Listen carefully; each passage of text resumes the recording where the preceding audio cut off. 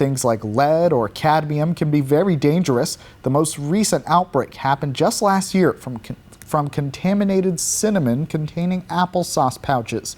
But as Tri-State Trusted News' Elizabeth Shores explains, the risk can be even higher depending on your job or the environment you live in. Dee Dorsett is a nurse practitioner in Ottumwa who began seeing high levels of heavy metals in her patients, specifically lead and cadmium. One of those patients told me his story. Clayton Earhart worked as an aircraft mechanic for decades and has lived in Iowa for most of his life. When he began having health issues about a year and a half ago, he decided to visit the holistic health clinic iVitality in Ottumwa, where he was tested for heavy metals. It was other issues that came up that we went ahead and did that test along with it, and then when it came back positive with heavy metals, with lead and cadmium.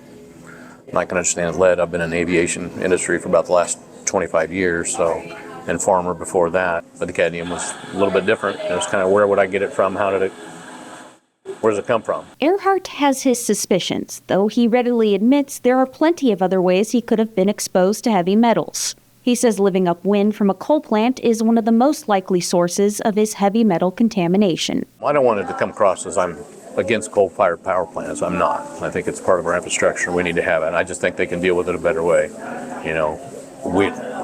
When I was younger, we had bottom ash driveways.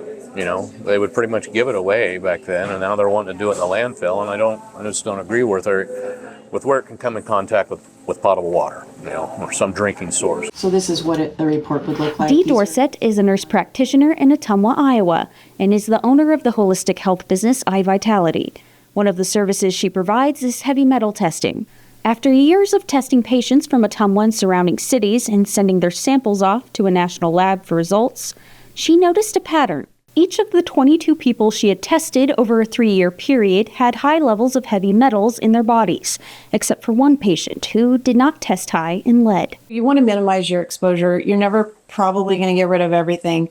But what I was noticing is that every person that I tested was high in lead and also cadmium. And I just always look at that and I was just like, why is everyone high in those things? And the lead would be like off the charts in some people. There is no safe amount of lead to have in the body.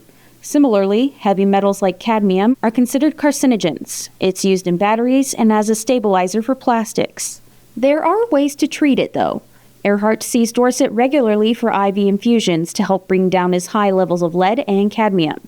But Dorsett says the most effective approach is to remove the source of the heavy metal poisoning entirely, or at least limit your exposure to it. What do you have around you that could be contributing to this? Is this something you absorbed, you had, years and years ago, or is it something that you just had the exposure to over and over again? And let's find out what that is and see if we can get that out of your life. Earhart says it's something we should all be concerned about, if not for ourselves, then for future generations. Things like this, when they happen, they aren't immediately apparent. This takes years, an accumulation of levels to get to the point where it starts to affect you adversely. And then once you're at that level, there's pretty much nothing you can do at that point, So you can try to mitigate it once you find out that you do have it and start to lower it. But why can't we do these other things that help eliminate the need to even do that? Dorsett doesn't know what that source is for her patients. Ultimately, that's what she says is so concerning. With so many people from the same region accumulating high levels of the same heavy metals, there could be a common source. But it's not clear what that source is if that is the case. For Tri-State Trusted News, I'm Elizabeth Shores.